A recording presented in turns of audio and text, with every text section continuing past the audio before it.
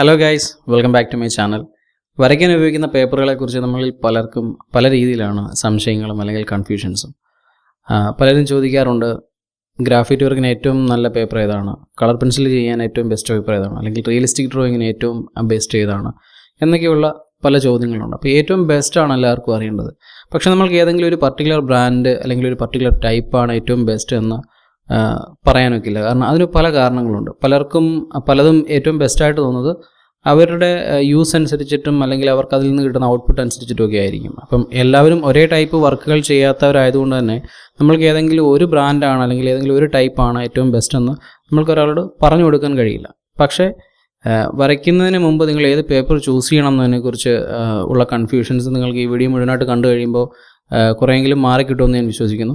അപ്പോൾ നമുക്ക് പേപ്പറുകളെക്കുറിച്ച് കുറച്ച് ഡീറ്റെയിൽ ആയിട്ട് സംസാരിക്കാം. അപ്പം നമ്മൾ ഉപയോഗിക്കുന്ന പേപ്പറുകളെ അതിൻ്റെ ഒരു മേക്കിംഗ് പ്രോസസ്സിൻ്റെ അടിസ്ഥാനത്തിൽ രണ്ടായിട്ടാണ് ക്ലാസിഫൈ ചെയ്തിരിക്കുന്നത്. ഒന്നാമത്തേത് കോൾഡ് പ്രസ് പേപ്പറുകൾ, രണ്ടാമത്തേത് ഹോട്ട് പ്രസ് പേപ്പറുകൾ. ഈ കോൾഡ് പ്രസ് പേപ്പറുകൾ എന്ന് പറയുന്നത് അതിൻ്റെ നിർമ്മാണ സമയത്ത് കോൾഡ് ടെമ്പറേച്ചർ ഉപയോഗിച്ചിട്ടാണ് ഈ ഒരു പൾപ്പ് പ്രസ് ചെയ്തെടുക്കുന്നത്.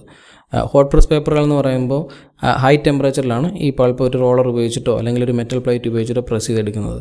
അപ്പം ഈ രണ്ട് പ്രോസസ്സും വ്യത്യസ്തമായതുകൊണ്ട് തന്നെ ഇതിൻ്റെ സർഫസിൻ്റെ ഒരു പ്രോപ്പർട്ടീസും വ്യത്യസ്തമായിരിക്കും. കോൾഡ് പ്രസ് പേപ്പറുകൾ കുറച്ച് റഫായിരിക്കും, ഹോട്ട് പ്രസ് പേപ്പറുകൾ കുറച്ച് സ്മൂത്ത് ആയിരിക്കും. അപ്പോൾ ഇനി നമുക്ക് ഇന്ത്യയിൽ അവൈലബിൾ ആയിട്ടുള്ള ഒരു 3-4 ബ്രാൻഡ് പേപ്പറുകൾ ഏതൊക്കെയാണെന്ന് ഞാൻ പറയാം. നിലവിൽ ഓൺലൈൻ മാർക്കറ്റിൽ അവൈലബിൾ ആയിട്ടുള്ള പേപ്പറുകളെ കുറിച്ചിട്ടാണ് ഞാൻ സംസാരിക്കുന്നത്. അതിൻ്റെ പ്രൈസ് കൂടി വരുന്ന ക്രമത്തിലാണ് ഞാൻ ഓരോന്നും പരിചയപ്പെടുത്തുന്നത്. അപ്പോൾ ആദ്യം തന്നെ ഐവറി ഷീറ്റ്സിനെ കുറിച്ചാണ് പറയുന്നത്. ഇതിൻ്റെ 210 GSMൻ്റെ 25 A4 സൈസിലുള്ള ഷീറ്റ്സ് 135 രൂപ മാത്രമാണ് വിലയുള്ളത്. അപ്പോൾ നിങ്ങൾ ദിവസവും ഒരു പ്രാക്ടീസ് എന്ന പോലെ ദിവസവും വരയ്ക്കുന്ന ഒരാളാണ്, അല്ലെങ്കിൽ റെഗുലറായിട്ട് കുറഞ്ഞ സമയം കൊണ്ട് കൂടുതൽ ചിത്രം വരയ്ക്കുന്ന ഒരാളാണെന്നുണ്ടെങ്കിൽ നിങ്ങൾക്ക് ഈ ഒരു പേപ്പർ ചൂസ് ചെയ്യാവുന്നതാണ്. ഇതിനേക്കാളും കുറച്ചുകൂടി പ്രൈസ് കൂടിയ ഒരു ബ്രാൻഡാണ് ബ്രustro എന്ന് പറയുന്നത്. കഴിഞ്ഞ 2 വർഷത്തിനിടയിൽ ഒരുപാട് പ്രോഡക്റ്റുകൾ മാർക്കറ്റിലേക്ക് കൊണ്ടുവന്നൊരു ബ്രാൻഡാണ്. ബ്രസ്ട്രോയുടെ അൾട്രാ സ്മൂത്ത് പേപ്പറുകൾ ഞാൻ 7 വർഷം മുമ്പ് ഞാൻ ഉപയോഗിച്ചിട്ടുണ്ട്. നല്ല ക്വാളിറ്റിയുള്ള പേപ്പറുകൾ തന്നെയാണ്. അതിൻ്റെ അൾട്രാ സ്മൂത്ത് A3 സൈസ് പേപ്പറിന് 798 റുപ്പീസാണ് ഇപ്പോഴത്തെ ഒരു മാർക്കറ്റ് പ്രൈസ് എന്ന് പറയുന്നത്. ഇനിയും മറ്റൊരു ബ്രാൻഡാണ് ഫാബ്രിയാനോ അക്കാഡമിയ എന്ന് പറയുന്നത്. ഫാബ്രിയാനോ ഒരു ഇറ്റാലിയൻ മെയ്ഡ് പ്രോഡക്റ്റാണ്. ഇതിൻ്റെ പല സീരീസിലുള്ള പേപ്പറുകളും അവർ മാനുഫാക്ചർ ചെയ്യുന്നുണ്ട്. അക്കാഡമിയ എന്ന് പറയുന്നത് ഒരു സീരീസാണ്. ഇത് കുറച്ച് റഫായിട്ടുള്ള പേപ്പറാണ്. ഇതിൻ്റെ 200 GSMൻ്റെ A4 സൈസിലുള്ള 30 പേപ്പറിന് 493 സംതിങ് ആണ് അതിൻ്റെ ഒരു പ്രൈസ് എന്ന് പറയുന്നത്. അതേപോലെ തന്നെ ഇതിൻ്റെ ബ്രിസ്റ്റൽ A3 250 GSMൻ്റെ പേപ്പറുകൾക്ക് അത് 20 ഷീറ്റ്സാണ്. അതിന് 1000 രൂപയാണ് അതിൻ്റെ ഒരു പ്രൈസ് എന്ന് പറയുന്നത്. ഇനിയും മറ്റൊരു ബ്രാൻഡ് എന്ന് പറയുന്നത് സ്ട്രാത്മോർ ആണ്. വേൾഡിൽ ഒരുപാട് ആർട്ടിസ്റ്റുകൾ അല്ലെങ്കിൽ ഗ്രാഫൈറ്റ് ചാർക്കോൾ വർക്കുകളൊക്കെ ചെയ്യുന്ന ഒരുപാട് ആർട്ടിസ്റ്റുകൾ ഒരു ഫസ്റ്റ് പ്രിഫറൻസ് ആണ് ഈ സ്ട്രാത്മോർ എന്ന് പറയുന്നത്. തീർച്ചയായിട്ടും അതിൻ്റെ ആർക്കൈവൽ ക്വാളിറ്റി തന്നെ ആയിരിക്കണം ആ ഒരു പേപ്പർ ചൂസ് ചെയ്യാൻ വേണ്ടിയിട്ട് അവരെ പ്രേരിപ്പിക്കുന്ന ഒരു ഫാക്ടർ എന്ന് പറയുന്നത്. ഇതിൻ്റെ 9x12 ഇഞ്ചസിൻ്റെ 270 GSMൻ്റെ 15 പേപ്പറിൻ്റെ ഒരു പ്രൈസ് എന്ന് പറയുന്നത് 790 സംതിങ് ആണ്. പ്രൈസ് ചിലപ്പോൾ കുറച്ച് വേരിയേഷൻ ഉണ്ടാകും. നിങ്ങൾ നോക്കുന്ന സമയത്ത് ഞാൻ ലിങ്ക് താഴെ കൊടുത്തേക്കാം. ഇതിൻ്റെ 11x14 ഇഞ്ചസ്, അതായത് ഒരു A3യെക്കാട്ടിലും ഒരല്പം കൂടി വലിപ്പമുള്ള ഒരു സൈസാണ്.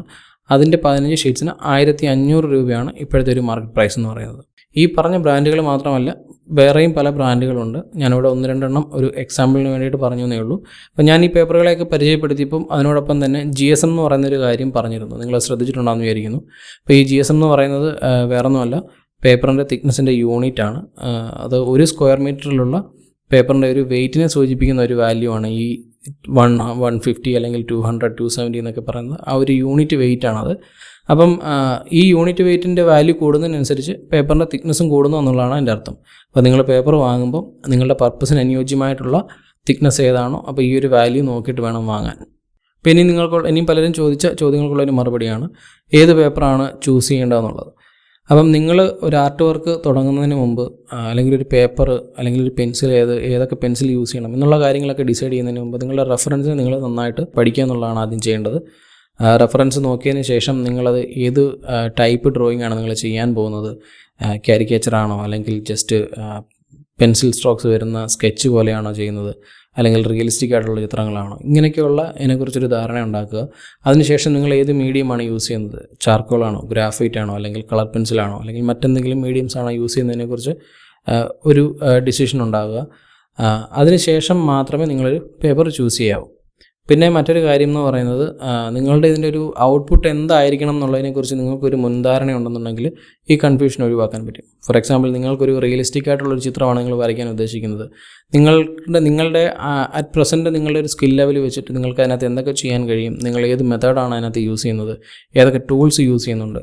അപ്പം ഇത്തരം കാര്യങ്ങളൊക്കെ കൺസിഡർ ചെയ്തുകൊണ്ട് വേണം നിങ്ങളൊരു പേപ്പർ തിരഞ്ഞെടുക്കാൻ. അതായത് ആവശ്യത്തിന് തിക്നെസ് ഉണ്ടോ. ഫോർ എക്സാമ്പിൾ, നിങ്ങളൊരു ഇൻഡൻറ്റിങ് മെത്തേഡ് ചെയ്യുന്ന ഒരാളാണെന്നുണ്ടെങ്കിൽ തീരെ കട്ടി കുറഞ്ഞ പേപ്പറിൽ നമുക്ക് ഇൻഡൻറ്റിങ് മെത്തേഡ് ചെയ്യുന്നത് റിസ്ക് ആണ്. കാരണം പേപ്പർ ഡാമേജ് ആകാനോ അല്ലെങ്കിൽ കീറിപ്പോകാനൊക്കെയുള്ള ഒരു സാധ്യത വളരെ കൂടുതലാണ്. അപ്പം അത്തരം സാഹചര്യത്തിൽ തിക്നെസ് കൂടിയ പേപ്പറുകളാണ് നമ്മൾ ചൂസ് ചെയ്യേണ്ടത്.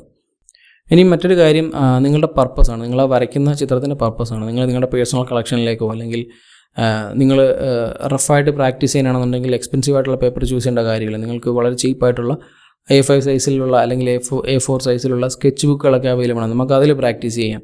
പക്ഷേ നിങ്ങളിപ്പം ഒരു കമ്മീഷൻ വർക്ക് ചെയ്യാണ്, നിങ്ങൾ കുറച്ചുകൂടി എസ്റ്റാബ്ലിഷ്ഡ് ആയിട്ടുള്ള ഒരു ആർട്ടിസ്റ്റാണ്, നിങ്ങൾ കമ്മീഷൻ വർക്ക് ചെയ്യുന്ന ഒരു സാഹചര്യത്തിൽ നിങ്ങൾ അത്യാവശ്യം നല്ല ക്വാളിറ്റിയുള്ള പേപ്പർ തന്നെ യൂസ് ചെയ്യണം. കാരണം എങ്കിൽ മാത്രമേ അത് ദീർഘകാലം കേടുകൂടാതൊക്കെ ഇരിക്കുകയുള്ളൂ. അപ്പം ഇതേപോലെയുള്ള കാര്യങ്ങളൊക്കെ കൺസിഡർ ചെയ്തുകൊണ്ട് വേണം നിങ്ങൾ ഏത് പേപ്പർ യൂസ് ചെയ്യണം അല്ലെങ്കിൽ ഏത് ബ്രാൻഡ് വാങ്ങണം എന്നുള്ളതിനെക്കുറിച്ചൊക്കെ ഒരു തീരുമാനമെടുക്കാൻ. പിന്നെ ബ്രാൻഡാണ് നിങ്ങളുടെ മെയിൻ കൺസേൺ എന്നുണ്ടെങ്കിൽ 1-2 കാര്യങ്ങൾ ശ്രദ്ധിക്കുക. പ്രൈസ്, ആ പ്രൈസിനുള്ള ക്വാണ്ടിറ്റി അല്ലെങ്കിൽ സൈസസ്, ഈ കാര്യങ്ങളൊക്കെ ശ്രദ്ധിക്കുക. പേപ്പറിൻ്റെ സർഫസും ഒരു ഇമ്പോർട്ടൻറ്റ് ഫാക്ടറാണ്. നിങ്ങൾക്ക് സ്മൂത്ത് ആയിട്ടുള്ള ഒരു ഫിനിഷ്ഡ് ഡ്രോയിങ് ആണ് വേണമെന്നുണ്ടെങ്കിൽ നിങ്ങൾ സ്മൂത്ത് ആയിട്ടുള്ള പേപ്പർ തന്നെ യൂസ് ചെയ്യണം. ചില ആർട്ടിസ്റ്റുകൾക്ക് പേപ്പറിൻ്റെ ആ ഒരു ടെക്സ്ചർ യൂസ് ചെയ്തുകൊണ്ട് തന്നെ ടെക്സ്ചർ, ആ ഡ്രോയിങ്ങിനൊരു ടെക്സ്ചർ ഉണ്ടാക്കിയെടുക്കുന്നതും അല്ലെങ്കിൽ ആ ഒരു ഗ്രെയിനി എഫക്റ്റൊക്കെ ഇഷ്ടപ്പെടുന്ന ആർട്ടിസ്റ്റുകളുണ്ട്. അവർ പൊതുവേ റഫായിട്ടുള്ള പേപ്പറുകളാണ് ചൂസ് ചെയ്യുന്നത്.